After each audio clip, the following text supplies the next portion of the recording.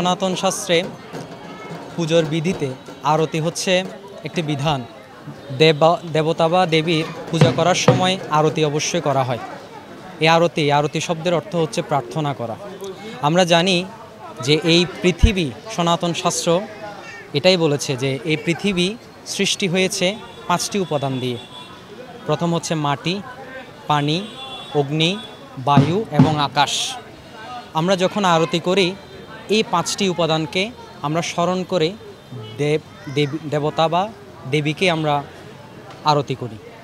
তো এই যে মাটি হচ্ছে গন্ধের প্রতীক, যেটা ধূপ, আমরা ধূপ দিয়ে আরতি করি।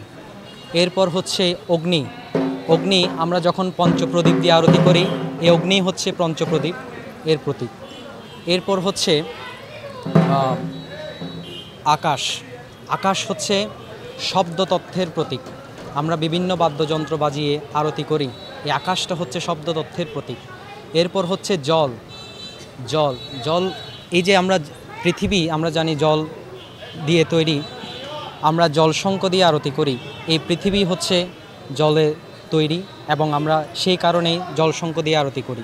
এরপর হচ্ছে বায়ু, আমরা এই যে চামর বা পাখা দিয়ে আরতি করি, এই চামর বা পাখা হচ্ছে বায়ুর প্রতীক। তো এইভাবে পঞ্চ উপাদানকে একত্রিত করে আমরা দেবতা এবং দেবীর আরাধনা করি, দেবীর কাছে প্রার্থনা করি। এই কারণে সন্ধ্যাকালীন এই সময়ে আরতি করা হয়।